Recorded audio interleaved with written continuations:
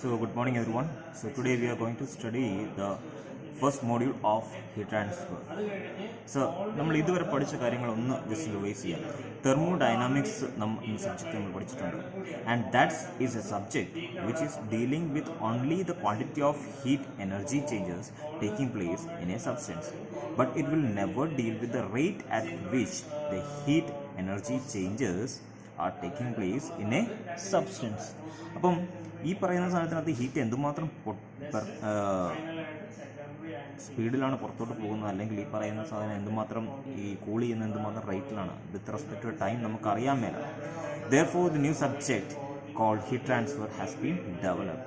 This is mainly dealing with the rate at which the heat energy changes are taking place. So in thermodynamics the quantity of heat is considered, but in heat transfer it is considering the rate at which the heat is transferred. So these are the two concepts or the difference between the thermodynamics and heat transfer. Then we are moving to, whenever the two zones are maintained at two different temperatures, heat energy always starts flowing from the point of higher temperature to a point of lower temperature without any external agent. That we have already studied in thermodynamics. But here you have to consider that the rate at which the heat is going to flow from one region to another. Now ഇത് ഒരു similarity നിങ്ങൾക്ക് കാണാൻ പറ്റുന്നുണ്ട്. ഈ പറയുന്നത് എന്താണ്? Heat എന്ന് പറയുന്നത് എന്താണ്? എനർജിയാണ്. It is start flowing from a higher temperature to a lower temperature. That means there should be a temperature gradient. ഇത് നമ്മൾ നേരത്തെ പണ്ടൊക്കെ പഠിച്ച ഒരു ഇലക്ട്രിസിറ്റി എന്ന് പറയുന്ന ഒരു കാര്യം, കറണ്ട് ഫ്ലോ എന്ന് പറയുന്ന ഒരു കാര്യം നമ്മൾ കൊടുത്തു. എന്താണ് കറണ്ട് ഫ്ലോ എന്ന് പറയുന്നത്? It transfers from a higher potential to a lower potential. അതുമല്ലെന്നുണ്ടെങ്കിൽ നമുക്ക് കൺസിഡർ ചെയ്യാം വെള്ളം ഒഴുകുന്നത്. It always flows from a higher height to a lower height, right? So എവിടെയാണോ ഈ പറയുന്ന ഹയർ ഗ്രേഡിയൻ്റ് നിൽക്കുന്നത്, അവിടെ നിന്നായിരിക്കും എന്ത് എനർജി ലെവൽ നിൽക്കുന്നത്, അവിടെ നിന്ന് എന്തായിരിക്കും ലോവർ എനർജി ലെവലിലേക്ക് ഫ്ലോ ചെയ്യുക എന്നുള്ളത് ഏതൊരു എനർജിയുടെയും ഒരു ബേസിക് കൺസെപ്റ്റാണ്. അപ്പം ഇത് തന്നെയാണ് ഈ പറയുന്ന ഹീറ്റ് ട്രാൻസ്ഫറിനകത്തും അല്ലെങ്കിൽ തെർമോഡൈനാമിക്സിനകത്തും സംഭവിക്കുന്ന ഹയർ ടെമ്പറേച്ചർ. ഇവിടെ നമ്മൾ കൺസിഡർ ചെയ്യുന്ന ടെമ്പറേച്ചറിന് വിത്ത് റെസ്പെക്റ്റ് ആയിട്ടുള്ളതാണ് എന്ത് ഹീറ്റ് എനർജി എന്ന് പറയുന്നത്. അപ്പോൾ ടെമ്പറേച്ചർ ഹയർ ടെമ്പറേച്ചർ ഉള്ളിടത്തുനിന്ന് ലോവർ ടെമ്പറേച്ചറിലേക്ക് എന്ത് സംഭവിക്കും? ഹീറ്റ് ഫ്ലോ സംഭവിക്കും. The heat transfer mainly governed by using second law of thermodynamics, because a heat energy is always flowing from a point of high temperature to a lower temperature without any external agent. So this is what we have to know about the heat transfer subject and the difference of heat transfer subject with respect to thermodynamics. Now we are moving to the modes of heat transfer. ഇത് നമ്മൾ നേരത്തെ പഠിച്ചിട്ടുള്ളതാണ്. Conduction, convection, radiation. ഉറക്കത്തിൽ നമ്മൾ വിളിച്ച് പറയുന്ന കാര്യമാണ് എന്ത്? Modes of heat transfer, conduction, convection, radiation. Plus 1 thermodynamics നമ്മൾ പഠിക്കുന്നതാണ്. ഇപ്പോൾ കണ്ടക്ഷന് എന്താണെന്നുള്ളതും അതിൻ്റെ മെക്കാനിസം എന്താണെന്നും അവിടെ റൂൾ ചെയ്യുന്ന ലോ എന്താണെന്നും നമ്മളിവിടെ പഠിക്കാൻ പോകുന്നു. So enter module 1 is all about the conduction process. Conduction heat transfer is in a substance is taking place based on two mechanisms. രണ്ട് മെക്കാനിസം ഉണ്ട് എന്ത് ഹീറ്റ് ട്രാൻസ്ഫറിന്. First one, the movement of free electron present in the outer orbit of an atom. If the free electrons are not available, the heat will be transferred from one region to another with the help of vibrational wave formation and its transportation. അപ്പം ഇത് രണ്ടുമാണ് എന്ത് ഇവിടുത്തെ main കാര്യങ്ങൾ. Mechanism ചോദിച്ചു കഴിഞ്ഞാൽ അവിടെ എന്താണ്? മൂവ്മെൻറ്റ് ഓഫ് ഫ്രീ ഇലക്ട്രോൺസ് ഉള്ള മെറ്റൽസ് ഒക്കെ ആണെന്നുണ്ടെങ്കിൽ, ഇപ്പോൾ മെറ്റൽസ് എല്ലാം ഒരു ഫ്രീ ക്രിസ്റ്റലൈൻ സബ്സ്റ്റൻസ് ആണെന്നുണ്ടെങ്കിൽ it doesn't have A large number of free electrons. So what is the mechanism by which heat is transferred? For example, diamond, it doesn't have any free electron, but it will transfer the heat from one region to another with the help of vibrational wave formation. ആ crystalline particles എന്ത് ചെയ്യും? Vibrate ചെയ്ത് എന്ത് ചെയ്യും? ഒരു സൈഡിൽ നിന്ന് മറ്റൊന്നിലേക്ക് ഹീറ്റ് ട്രാൻസ്ഫർ ചെയ്യും. ഇനിയും ഇവിടെ നടക്കുന്ന കാര്യം ഒന്ന് നോക്കുക. The rate of heat flow. This is the law which governs the conduction heat transfer. The rate of flow of heat through a simple homogeneous solid is directly proportional to the area of the section at right angles to the direction of heat flow and to the temperature gradient along the heat flow direction. That is stated as Fourier's law. Clear? So Fourier's law എന്ന് പറയുന്നത് നമുക്ക് നോക്കാം എന്താണ് in detail വരുന്നതെന്ന് നമുക്ക് നോക്കാം.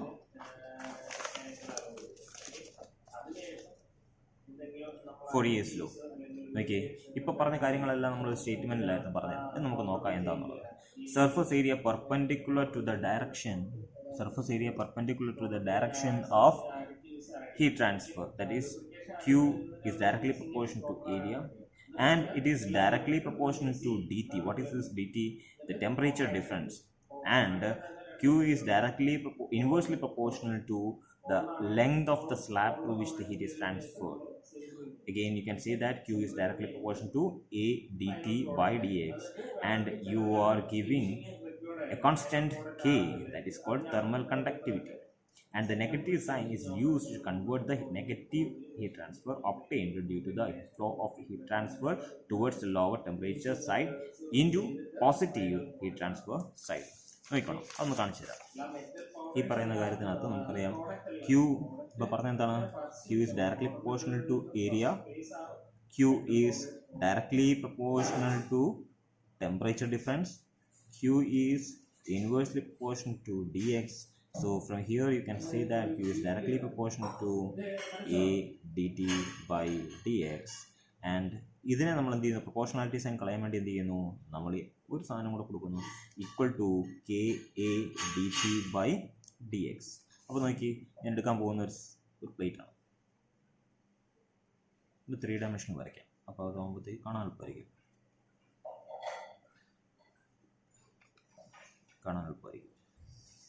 അല്ലേ?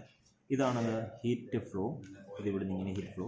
This is my area and this is my thickness dx, and here the T1 is a temperature and here temperature is T2. T1 is greater than T2, so the heat will flow from here to here. And here dt എന്ന് പറയുന്നത് എന്തായിരിക്കും? dt എന്ന് പറയുന്നത് T1 minus T2 ആയിരിക്കും, അല്ലേ? അപ്പോൾ നമുക്ക് ഇവിടെ എഴുതാൻ പറ്റും T1 minus T2 T2 minus T1, അല്ലേ? അപ്പോൾ ഫൈനൽ മൈനസ് ഇനിഷ്യൽ അല്ലേ, അപ്പോൾ T2 മൈനസ് T1 ആയിരിക്കും. അപ്പോൾ always this term tends to negative. ആ നെഗറ്റീവ് കളയാൻ വേണ്ടിയാണ് എന്ത് ഈ പറയുന്ന മൈനസ് നമ്മൾ ഇട്ടേക്കുന്നത്. സോ ഫോറിയേഴ്സ് ലോ ഓർക്കുമ്പോഴത്തേക്ക് ഒരു പ്ലെയിൻ വോളും അതിലൂടെ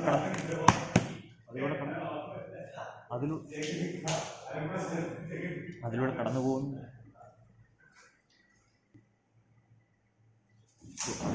പോകുന്ന ഹീറ്റും നമുക്ക് മനസ്സിലാക്കാൻ പറ്റും. അപ്പോൾ ഹീറ്റിൻ്റെ റേറ്റ് കണ്ടുപിടിക്കുന്ന ലോയാണെന്ത്? ഫോറിയേഴ്സ് ലോ എന്ന് പറയുന്നത്. Negative sign is used to convert the negative sign of heat transfer due to the flow of heat transfer towards the lower temperature side into a positive. Then K is named as proportionality constant. To determine the proportionality constant, the Fourier conducted experiments, and during the experiments he found that the value of K is varying from material to material. ഓരോ material എന്താണ് കെയുടെ value വ്യത്യസ്തമായിട്ട് കാണാൻ പറ്റും. Therefore he assumed that it is not a simple constant but it can be taken as a property and named it as a thermal property. Okay, so thermal property, and that is called a thermal conductivity. അപ്പോൾ conductivity ഓരോ material എന്തായിരിക്കും? ഓരോന്നായിരിക്കും, വ്യത്യസ്തമായിരിക്കും. ഇത് നമുക്ക് similar to A density അല്ലെങ്കിൽ viscosity ഒക്കെ നമുക്ക് പറയാം. എന്താണ്? ഓരോ മെറ്റീരിയലിനും ഓരോ പ്രോപ്പർട്ടി ആയിരിക്കും അറ്റ് എ പർട്ടിക്കുലർ ടെമ്പറേച്ചർ അനുസരിച്ച് എന്ത് ചെയ്യും? ഇത് മാറിക്കൊണ്ടിരിക്കും. Out of all substance, diamond is one which has the highest thermal conductivity, and refrigerant Freon R12 is in the gaseous form will have the lowest thermal conductivity as now. Now we are moving to the consideration of conductivity of a solid, liquid and gas. If you are considering the solid, liquid and gas of a same substance, you can say that conductivity of the solid is greater than conductivity of the liquid, and it is higher than that of conductivity of the gases. And the diamond, which is having 2100 watt per meter Kelvin, is a thermal conductivity of diamond, and for freon gas it is about 0.0083 watt per meter Kelvin. Okay, so consider the difference between the higher and lowest conductivity materials in nature. Therefore the conductivity is directly proportional to the viscosity, right? For solids it is higher and it is having somewhat infinity. Now you are considering the ice, water and steam. ഇത് മൂന്നും consider ചെയ്യുകയാണെങ്കിൽ എന്തായിരിക്കും? Ice എന്ന് പറയുന്നത് എന്തായിരിക്കും? Solid ഫോമിലും, water എന്ന് പറയുന്നത് liquid ഫോമിലും, ഇതെന്ന് പറയുന്നത് gaseous ഫോമിലുമാണ്. So always the nature will be the same as it is having the same chemical combination. Then we are moving to the solids. Within the solids, the variation of thermal conductivity is defined based on the number of free electrons present in the outer orbit of an atom. That is, any solid which is having higher number of free electrons present in the outer orbit will give higher thermal conductivity. Therefore, the metal have higher thermal conductivity than non-metal except diamond.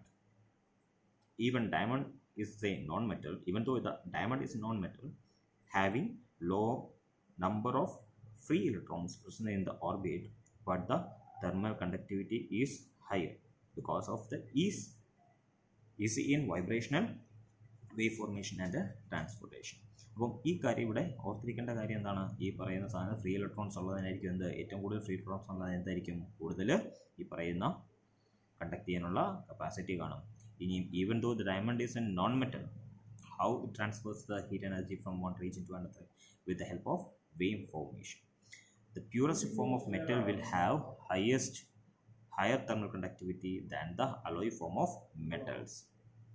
Then you are considering about the insulating materials. I am considering materials which is obstructing the flow of heat through it is called insulating material. Insulating material classified into two: the high temperature insulating material, in addition to obstruct the heat transfer, will also withstand a high temperature. For example, mica, asbestos, thermosetting plastics, ceramics, etc.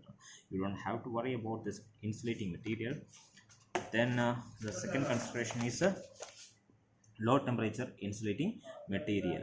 In addition to obstruction of heat flow, there cannot withstand high temperature. Wood, cotton, rubber, human body skin, etc. Okay, so these are the insulating material classifications. Now, the considering fact about the liquids is that the thermal conductivity of the liquids is distinguished mainly based on the viscosity of the liquids.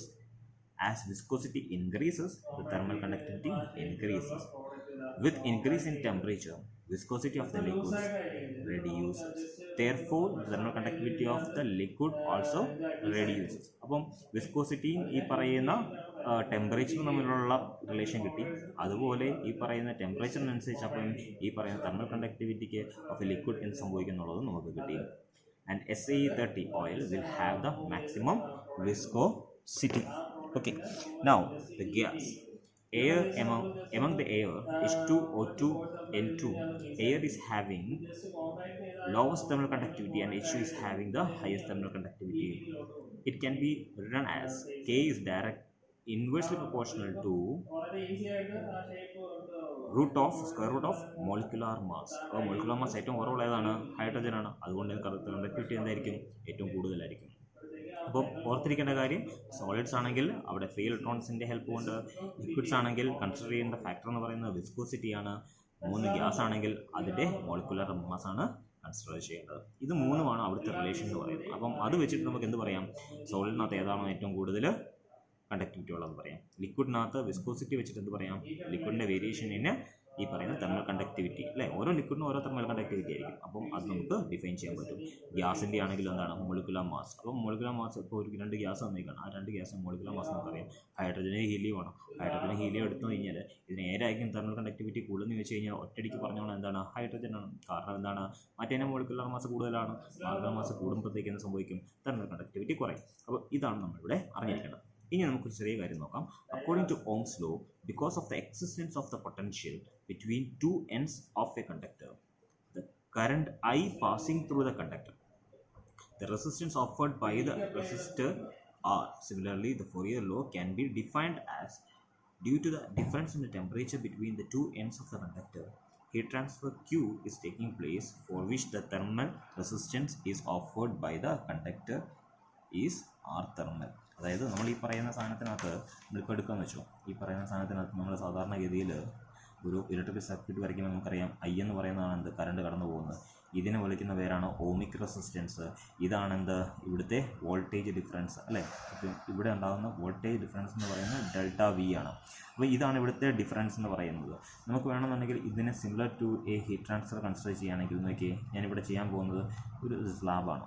Okay, ഈ സ്ലാബിലൂടെ കടന്നു പോകുമ്പോൾ എന്താണ് കടന്നു പോകുന്നത്? നമ്മുടെ ഹീറ്റാണ് കടന്നു പോകുന്നത്. ഇവന്മാർ തമ്മിലുള്ള വ്യത്യാസം എന്താണ്? ഗ്രേഡിയൻറ്റ് കൺസിഡർ ചെയ്യുന്നത് എന്താണ്? ടെമ്പറേച്ചർ ഡിഫറൻസ് ആണ്. അപ്പോൾ ഈ പറയുന്ന ഇവൻ ഒബ്സ്ട്രക്ഷൻ ഇവിടെ ഉണ്ടാക്കുന്നുണ്ടല്ലോ, ഈ ഒബ്സ്ട്രക്ഷന് പറയുന്ന പേരാണ് ആർ തെർമൽ. ഓക്കെ, അങ്ങനെയാണെങ്കിൽ നമുക്ക് നേരത്തെ പഠിച്ച ഫോറിയർ ഇക്വേഷനിൽ നിന്ന് ആ പറയുന്ന ആർ തെർമലിൻ്റെ വാല്യൂ നമുക്കൊന്ന് കണ്ടുപിടിച്ചാലോ? Q - KA dt/dx എന്നല്ലേ? നമുക്ക് ഇവനെ എല്ലാം നമ്മൾ ഡി ടി ആണല്ലോ ഇവിടുത്തെ പൊട്ടൻഷ്യൽ ഡിഫറൻസ് എന്ന് പറയുന്നത്, അല്ലേ? പൊട്ടൻഷ്യൽ ഡിഫറൻസ് അല്ലെങ്കിൽ ഗ്രേഡിയൻ്റ് എന്ന് പറയുന്നത്. അങ്ങനെ വരുമ്പോൾ ഇവനെ ഞാൻ മാറ്റി എഴുതി കഴിഞ്ഞ് dt/dx/KA എന്ന് എഴുതിയല്ലോ. അപ്പോൾ നോക്കി, ഇതിനകത്ത് ഈ പറയുന്ന ഡി ടിക്ക് താഴെ വരുന്ന എല്ലാം എന്താണ് ഈ പറയുന്നത്? കാരണം നമുക്കറിയാം V = IR. എന്ത് ഇക്വേഷനാണ്? ഓംസ് ലോ ആണ്. I = V/R എന്നും പറയാം. അപ്പം ഈ പൊട്ടൻഷ്യൽ ഡിഫറൻസ് ആയിരുന്നു ഇവിടെയെങ്കിൽ, ഇവിടെ കറണ്ട് ഫ്ലോ ആയിരുന്നെങ്കിൽ ഇവിടെ എന്താണ്? ഹീറ്റ് ഫ്ലോയുമാണ്, ഇവിടെ ടെമ്പറേച്ചർ ഗ്രേഡിയൻ്റുമാണ്. ഈ താഴെ വരുന്നത് എന്താണ്? R thermal. ഓക്കെ, സോ ഇങ്ങനെ വേണം ഈ പറയുന്ന സാധനം ഫോറിയേഴ്സ് ലോയിൽ നിന്ന് ഡിഡക്റ്റ് ചെയ്ത് ആർ തെർമലിൻ്റെ വാല്യൂ എന്താണെന്നുള്ളത് കണ്ടുപിടിച്ചെടുക്കാൻ വേണ്ടി. ഓക്കെ, അപ്പോൾ ഫോറിയേഴ്സ് ലോ എന്താണെന്നും ആ ഫോറിയേഴ്സ് ലോൻ്റെ എക്സാമ്പിൾ എന്താണെന്നും അതിനകത്തുള്ള ഓരോ ടേമും എന്താണ് തരുന്നത്. അപ്പോൾ dx/KA എന്ന് പറയുന്നത് എന്താണ്? അവിടെ ഉണ്ടാക്കുന്ന റെസിസ്റ്റൻസ് ആണ്, ഹീറ്റ് ഫ്ലോയിന് ഉണ്ടാകുന്ന റെസിസ്റ്റൻസ് ആണ് എന്ത്? dx/KA എന്ന് പറയുന്നത്. ഓക്കെ, സോ ഇതാണ് നമുക്കവിടെ പഠിക്കാനുള്ളത്. പിന്നെ നമുക്ക് തെർമൽ കണ്ടക്ടിവിറ്റി എന്ന് പറയുന്ന സാധനത്തിനെ ഒന്ന് ഡിഫൈൻ ചെയ്യാം. തെർമൽ കണ്ടക്ടിവിറ്റി എന്താണ്? നമ്മൾ നേരത്തെ ഇക്വേഷൻ എഴുതിയായിരുന്നു. എന്താണ് ഇക്വേഷൻ? Q = KA dt/dx, അല്ലേ? ഇതായിരുന്നു നമ്മുടെ ഇക്വേഷൻ എന്ന് പറയുന്നത്. ഇവിടെ നമുക്ക് എന്ത് ചെയ്യാം? K എന്ന് പറയുന്നതിനെ Q/A × dx/dt എന്ന് എഴുതാം. ഇതിനകത്ത് നോക്കിയേ, K = Q എപ്പോഴാണ്? when A = dx dt 1, അല്ലേ? ഇവന്മാരെല്ലാം യൂണിറ്റി ആകുമ്പോഴത്തേക്ക്. അപ്പം heat transferred through A unit area having unit thickness and unit temperature difference will provide the corresponding heat transfer, and that heat transfer is equal to the thermal conductivity. അപ്പോൾ നമുക്ക് define ചെയ്യാൻ പറ്റും the amount of energy conducted through a body of unit area and unit thickness in a unit time when the difference in temperature between the phases cause heat flow is unit temperature difference. So this is what thermal conductivity K.